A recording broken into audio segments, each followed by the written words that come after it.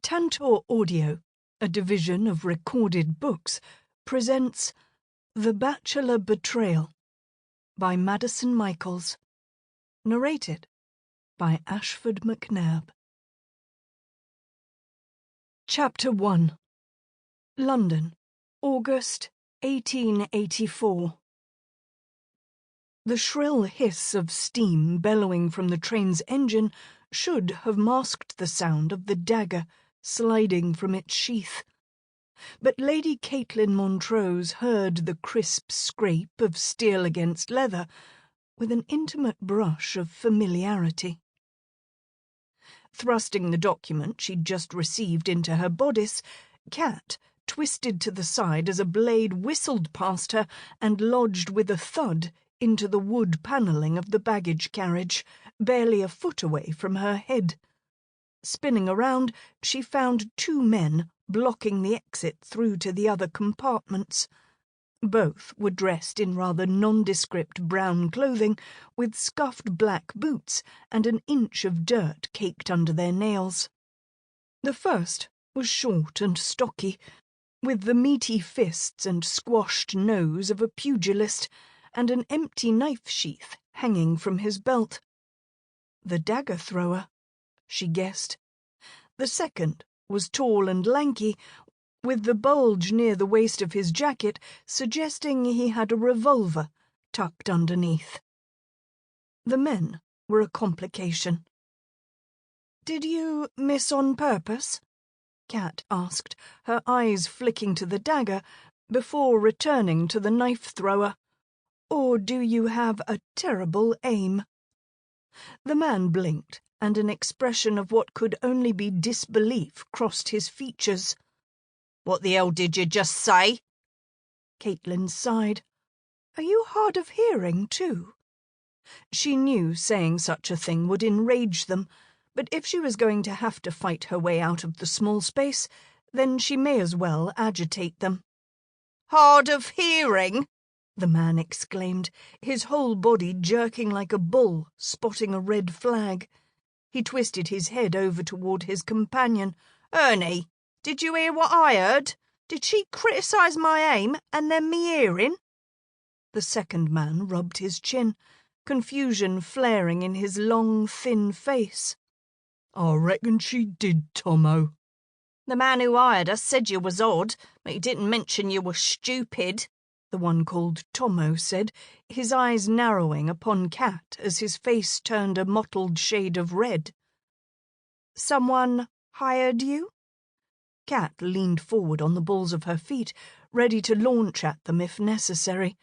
"I hope for their sake you give refunds for a job poorly executed." Tomo's jaw clenched tightly in unison with his fists. "I don't think you're properly understanding this situation, love." The man cracked his knuckles. "'Cause you should be scared instead of mouthing off. Now give me the bloody letter." So that's what they were after. "That will not be happening," Cat replied, her lips twisting into a grim smile. The one called Ernie stepped forward, his hand hovering close to the revolver tucked into his trousers. "Hand over the missive, and we won't hurt ya. Promise." Cat could hear the lie in his words. "As I have already said, I shall have to decline." She hadn't spent the better part of a week chasing down this little gem of information to hand it over to these two. "You're very welcome to try to retrieve it from me, though I'd warn against it, for both your sakes." "What's wrong with her?" Ernie directed his question to Tomo. "Is her brain addled or something? 'Cause she's a redhead." "Maybe she needs some sense knocked into that pretty little head of hers." Tomo looked her up and down, a calculating expression in his eyes as they came to rest on her neckline. "No one will hear you scream from back here, milady." They'd just disparaged her hair colour, and now they were threatening to abuse her? Well, enough was enough. Cat reached across and wrenched the dagger from the wall. and before the men could even blink, she flicked it with precision, aiming it directly at Ernie's shooting hand. It hit its mark, slicing through his palm and lodging deeply in his flesh, blood spilling from the wound. The man glanced down at the dagger before screaming and fainting to the floor. Tommo peered down at his fallen companion, a glimmer of uncertainty flickering in his eyes as they lingered over the second man's wound.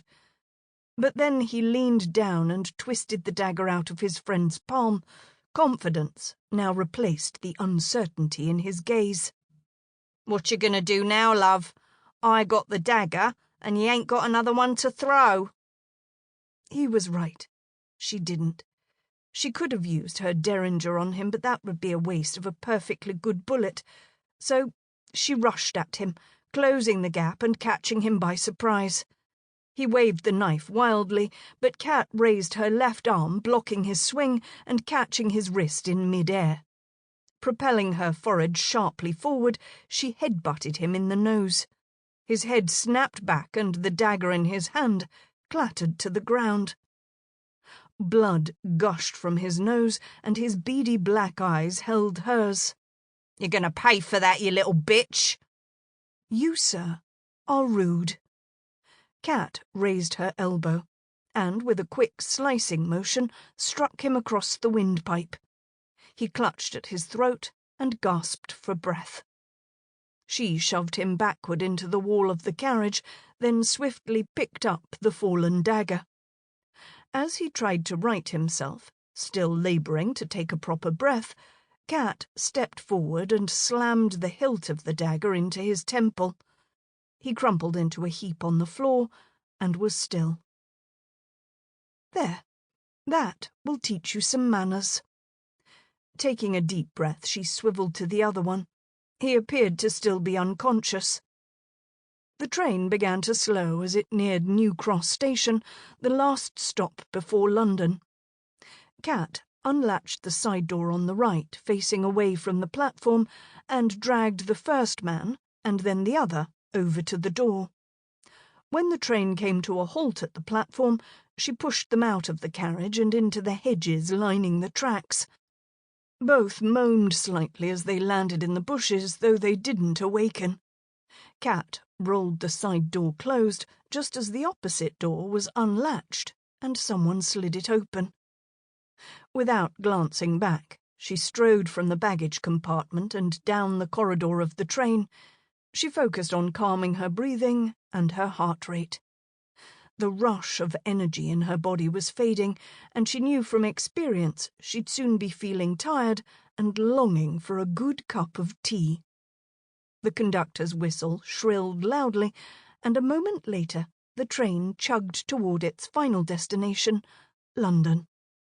Stopping at the door to her uncle's private compartment, she smoothed back some of her wayward strands of hair, which had come loose during the encounter. A quick glance at her reflection in the carriage's window satisfied her that she looked presentable enough. She pushed open the door and stepped inside the compartment. Victor Montrose lowered his newspaper a fraction and peered at her, his eyes tightening slightly at the corners. "Trouble?" "Two men decided to bother me. Nothing I could not handle, Uncle." Kat closed the door and twisted the lock with a flick of her wrist. Taking a seat opposite him, she relaxed onto the red velveteen cushions and smoothed out the folds of her sapphire skirt. "Why do you ask?" Victor looked pointedly at her left shoulder. "Your dress has a small slash in it, my dear. It didn't penetrate through to your skin, did it?" Annoyance flashed through Kat as she looked at the torn fabric. "No, but Madame Arnaud is going to kill me." The French seamstress took great pride in her unique creations, so much so that Kat thought the woman fancied each outfit a child of some sort. The seamstress wouldn't like to hear that one of her babies required fixing. Again. "She shall be annoyed only briefly." Victor's lips twitched as he settled back against his own seat. Madame Arnaud is nothing if not a clever businesswoman who charges me an inordinate amount of money to either fix or replace your special dresses. Perhaps next time, though, you might move quicker. I thought I'd trained you better." Kat felt a knot of annoyance in her belly. As much as she disliked the reprimand, her uncle was correct. She should have moved quicker. Next time she would. At least the protective layer below the silk is intact. Victor nodded, his eyes keenly assessing the incision. "Yes, the special knots and weaves of the cotton create a slash-proof layer, as the good Madame said they would. She's also designing me some special detachable skirts, which will allow me to fight more effectively." "You will, of course, wear trousers underneath, won't you?" Kat nearly rolled her eyes. Her uncle had spent the past 20 years training her in all manner of weapons, hand-to-hand combat, and a great many other skills never taught to a child, let alone a girl, and he was worried about her wearing trousers underneath? "I shall, uncle, though surely you're aware my undergarments do cover my entire legs from my ankles up." This time it was her uncle that rolled his eyes. "Yes, I am aware of that, though black trousers will blend into the night much better than cream pantaloons. Oh, and do your old uncle a favour, would you, my dear? Please, no more mention of undergarments in my presence. I am progressive, but not enough to discuss such subjects with my niece." His voice held a hint of amusement in its rich depths. Kat grinned in spite of herself. There was nothing old about her uncle. In his late 50s, he was fitter than most men half his age, and even though his hair was laced with more silver than black, he still turned many a lady's head, much to her Aunt Daisy's annoyance. Noticing that the train was slowing, she stood and reached for her valise from the overhead rack, retrieving her black leather knife roll from the bag's depths. Sitting back down, she unrolled it out onto the empty seat beside her, the selection of sharpened daggers glinting in the afternoon sunlight. "You weren't armed when you faced those men?" Victor asked, his tone stern. "You are the one who ensured that I am perfectly capable of defending myself without the need of a weapon. The endless hours of training every day since she was 4 years old were testament to that." "I also taught you never to be caught without a weapon on your person." His voice cracked like a whip. "Particularly in the confined spaces of a train." Without warning, Victor lunged forward, drawing his own dagger and pushing her farther back into the chair. He pressed the blade against her throat. "To not have a weapon in such a constricted area is the height of stupidity." His voice was harsh. "Have I not always taught you to expect the unexpected? Not doing so will get you killed like your mother." "Who says I am not armed, uncle?" Kat cocked the hammer of her derringer and pressed it into his stomach. "You did teach me better than that." A glint of pride flashed in his eyes as he drew back his blade and resheathed it in the custom-made retractable holder hidden up his right sleeve. "Good. I would hate to think all those years of training were a waste. Yet you didn't use it on the men who accosted you." "They weren't worth wasting a bullet on." She returned her derringer to her pocket, then selected her favourite dagger, a mix of silver embedded with some small rubies, and the first knife her uncle had given to her for her 8th birthday. She pocketed it too before returning her knife roll to her valise. Victor retrieved his own bag from the rack above as the train came to a stop. Pulling back the curtain to the window, she glanced through the glass to the platform. No one is here yet.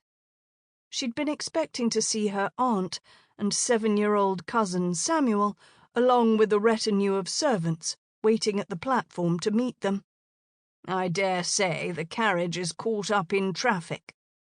Her uncle opened the exterior door to their compartment and glanced in both directions before stepping down the few steps onto the bustling platform.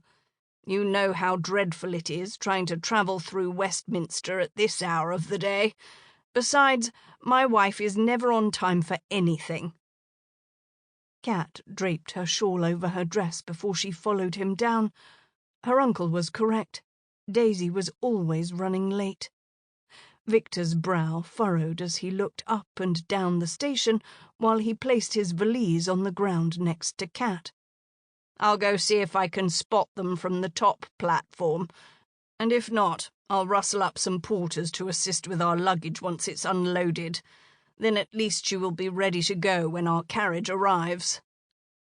She nodded, watching as he strode down the platform, purposeful and dignified as one would expect from the Earl of Harrow.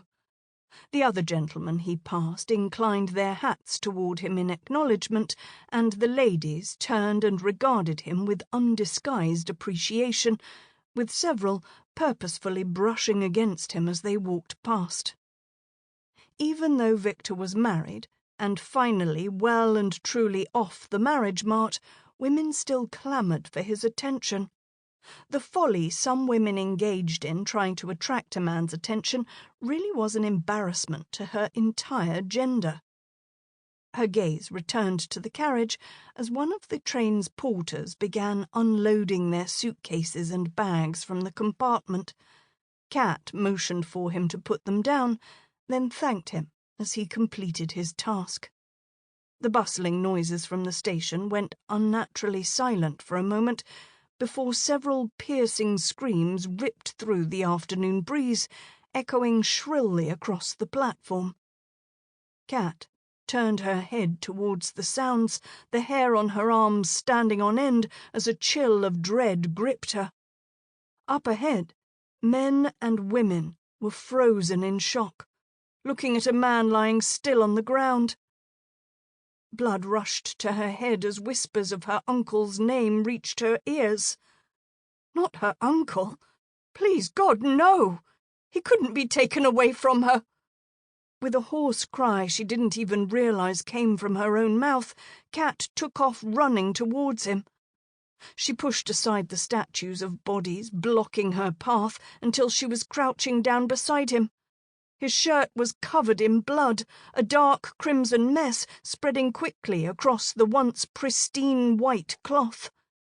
His breathing was shallow, and he looked deathly pale. "Someone get a doctor!" she yelled frantically to the onlookers before yanking off her shawl and balling it up. "It's all right, Uncle." She tried to sound confident, despite the lump in her throat, as she pressed the material tight against what looked to be a stab wound very close to his heart. "You're going to be fine." "Should have seen it coming. Stupid of me," he whispered. "The chameleon caught me off guard." "That's not possible," Kat whispered. "The traitor's in Europe. The missives all say so." Victor shook his head, pain mingled with sadness etched on his face. "Said the chameleon sends his regards. Stupid of me to underestimate." "Shh, Uncle. You must save your strength," Kat said, unable to stop the tears from streaming down her face. He coughed, and Kat felt her shawl soak through with his blood. "Have to tell you before it's too late. Don't talk like that." She pressed down harder against the wound, all but willing her strength into him. "No, I must," he said, wheezing. "Should have told you long ago, but couldn't bear the thought of you thinking ill of me." "I could never think ill of you, but whatever it is you can tell me later, you must save your strength." He smiled softly. "We both know what a mortal wound looks like." "You cannot leave me." Kat willed all the strength she had into her voice. "Do you hear me? I will not let you die. You must fight." He coughed again, this time more heavily. "Least I get to say goodbye. An inch to the left, and I'd already be dead." He breathed in a jagged breath, barely able to take in any air. "Still will do its job." "No! You will not die, do you hear me?" Cat yelled at him as she pressed down even harder against the wound. "Please, God, please don't take him away." "No time to waste," he rasped before reaching into his trouser pocket and pulling out a brass key. "Wanted to tell you so many times before." "Tell me what?" She swiped at the tears clouding her vision. "Take the key," he urged, pushing it into her hand. "It opens my safe inside. Should have told you sooner." "Uncle, please, you must fight. You can't leave me." He smiled softly as he held on to her hand, his grip feeble. "My brave cat. Always been so proud of you." She sobbed as she leaned over and kissed his cheek. "I love you, Uncle Victor. Please don't leave me. I do not know what to do without you." "Of course you do. You are a Montrose. I have trained you well." His voice was like steel for a brief moment before he coughed, and the strength drained out of him. "Take care of Sam and Daisy. They're not strong like you." Cat nodded. "I will, Uncle. I promise."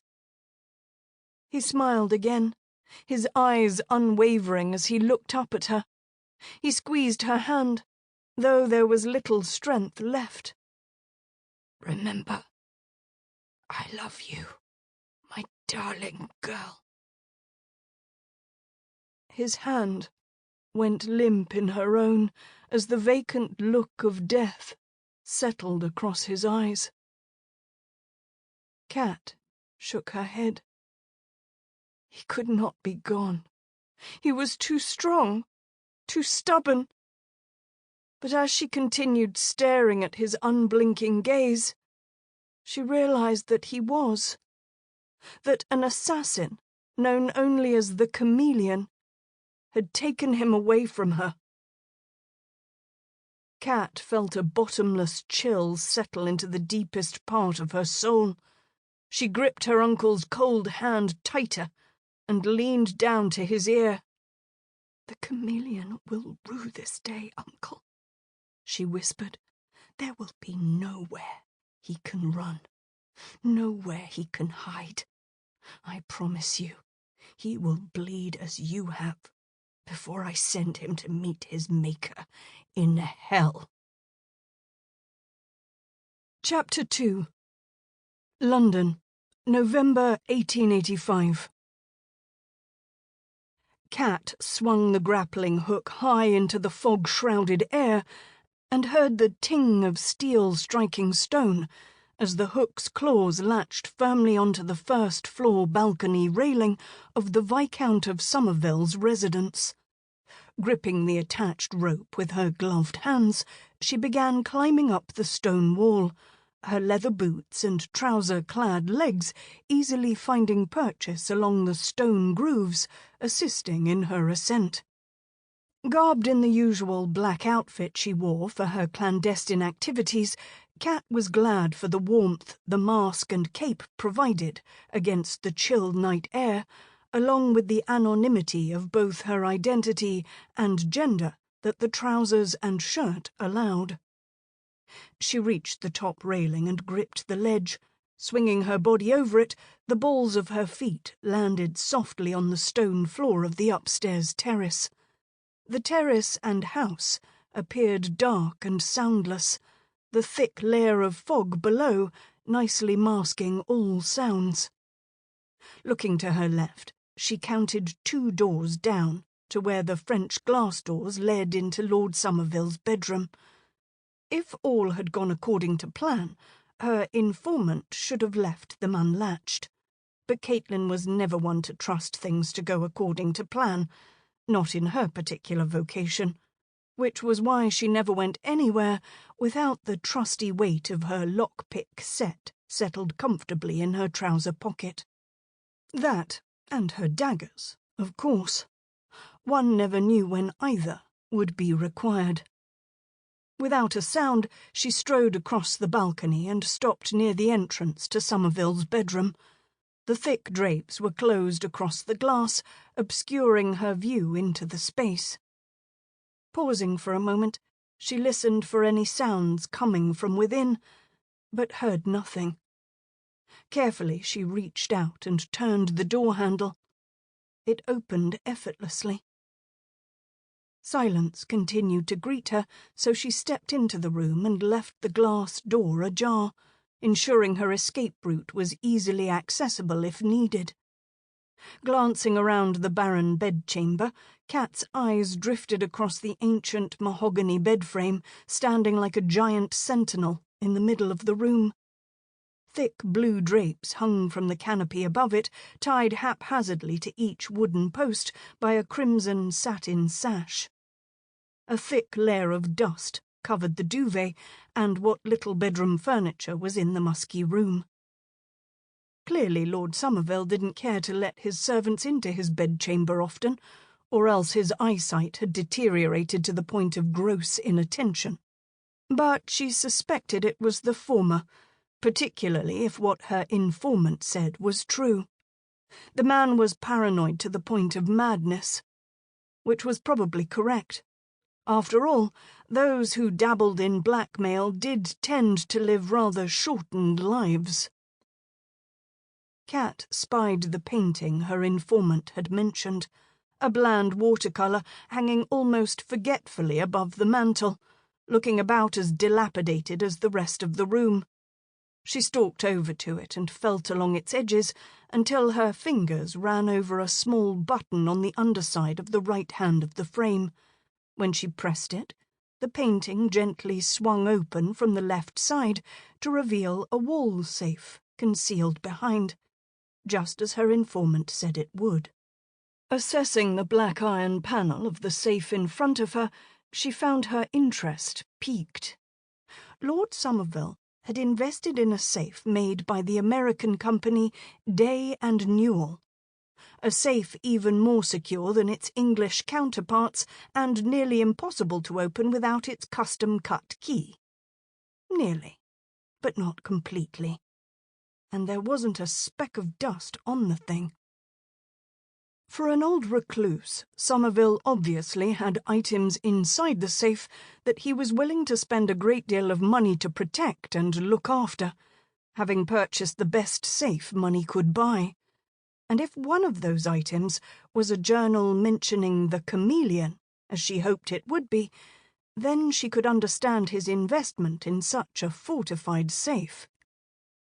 Fortunately, Kat was a believer in being prepared for any possibility, and her investment in private lessons with the world's foremost lock-picking master, the American Mr. Hobbs, would now pay off. The man had, after all, worked for Day & Newell and designed the very safe in front of her. A small smile tilted the corners of her mouth upward as anticipation coursed through her at the thought of cracking open the lock. It was one of her most favourite pastimes. Pulling her small leather lock-picking kit from her pocket, Kat selected the 2 most appropriate picks and slid them into the barrel. One at the bottom, the other at the top. She began raking the top one carefully backward and forward against the pin tumblers within the casing, adjusting the torque on the pick at the bottom of the lock as she did so. It took her slightly longer than she had planned, closer to 3 minutes, she would guess, but gradually the tumblers fell into place as she continued to rake the top pick against them, while placing a gentle amount of torque on the bottom one. With a final twist of the bottom pick, The lock made a distinct clicking sound as it twisted open, a sound Cat always found satisfying.